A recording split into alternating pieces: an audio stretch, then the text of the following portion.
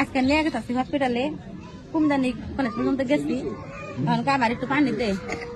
দিছি আমার হসপিটাল যাই না আমার ধোমাইট খাইতেছে খালি ধোমাইট খাইতেছে পরে লো বাইফা তোর এনে হয়ে আমি বালিশে হয়ে না আমার যাই না আমার ধোমাইট খাই এনে হয়েছে হয়ে আকরা রয়েছে এখন কই আকরস কে আনলাম কি হয়েছে খালি চাই রয়েছে হসপিটালে নিয়ে গেছি হসপিটালে যে মেয়েছে যে দূরে দূরে রুগী নেয় সিঙ্গারা আয়া হান্ডা বাকার ধরে কয়দিন ভিতরে নেওয়ার দরকার নাই কে নাই কে আমাদের ভাই নাই। আচ্ছা আমাদের বলে মরাচুরি দায়ী হয়েছে তো মারছে কে আপনি জানেন কি কে মারছে? আমরা বেঁচেছিলাম আমার ভাই আমারে কইছে যে লো আমারে আক্তারে লো বাকারে বাইন্দে ফেলে তোর বাইন্দে ফেলাইছিলেন আর আলমগীর রাসেল আর বক্কর ওরা মারছে কোথাও কে নাই কে নাইট তাইছে এই করছে না আমার ভাই বলালে কোথাও কে নাই আমার ভাই সাইজনের নাম কইছে সাইজনের নাম কইছে আরো আসাল কইছে আরো আসাল সাইজনের নাম কইলাম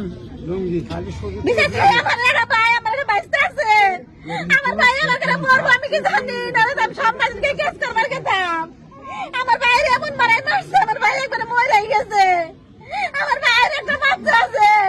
মানে ওনাদের সাথে জমি জমার বিরোধ সেই বিরোধের জের ধরে আর অনেক দিন ধরে বিরোধ 1 মাস ধরে বিরোধ ঝগড়া চলতেছে সেই সূত্রে আইসা ওনাকে মানে মসজিদের যেই হয়েছে মর্ডার চুরি হয়েছে সেই মর্ডারের কথা বইলা যে মসজিদের কিছু লোক নাম বলছে মানে সন্দেহভাজন হিসাবে বলে দিচ্ছে যে অমুকে নিতে পারে মানে সে চুরিও করে নাই বারবার বলছে আমি চুরি করে নাই সে বা এমনিতে অসুস্থ সে ছেলেটা ঘরে এসে শুয়ে আছে সে তার বাড়িতে তার মা অসুস্থ সবাই হাসপাতালে ভর্তি ছিল তাকে সেখান থেকে আইসা জোর করে সব অনেকগুলা লোক নিয়ে আসছিল লোক আমি তাদের চিনি না যদিও লোক আইনা তাদেরকে ধরে নিয়ে গেছে ঘরে থেকে ধরে নিয়ে যাওয়ার পরে মসজিদের কাছে নিয়ে যায় বেধর মারধর করছে মানে ইচ্ছা মতো মারছে তার পেটে আঘাত করছে লাথ খাইছে এমনকি তার মানে আমানটা শরীরে লাঠিদা বা বাইরে আঘাত আছে তারপরে মানে যত প্রকার নির্যাতন আছে সবই ওনার সাথে মানে অমানবিক আচরণ করছে ওর সাথে তারপরে বারবার বলছে যে আমি চুরি করি নাই কিছু করি নাই তারপরেও সেগুলো শুনে নাই কে আর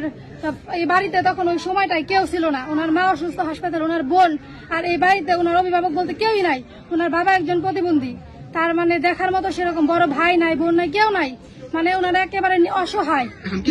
এর যে এত জঘন্য কাজ করলো এর জন্য সর্বোচ্চ শাস্তি হয়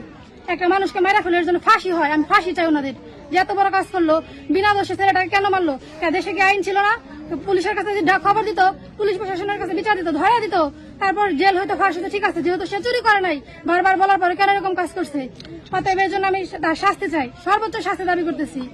হ্যাঁ আমরা সদরে পরিবার নিয়ে ওই যে মন্দিরে নিয়ে হ্যাঁ আমি কাল কাটছিলাম আইলে বেড়া কাজে আমার একটু ওষুধ কিনা দাও আমি আর কইছি যে ওষুধ কিনাই না দিয়া দেখ কি ভয় না হয় আগামীকাল সদরে নিয়ে যায় আমি আজকে সবাই কইছি ফোন করে কইছি তাহলে নেওয়া হই কমে নেই যখন সদরে নেওয়া হই হ্যাঁ সবাই নিয়ে গেছে ওই যাই দুম নাই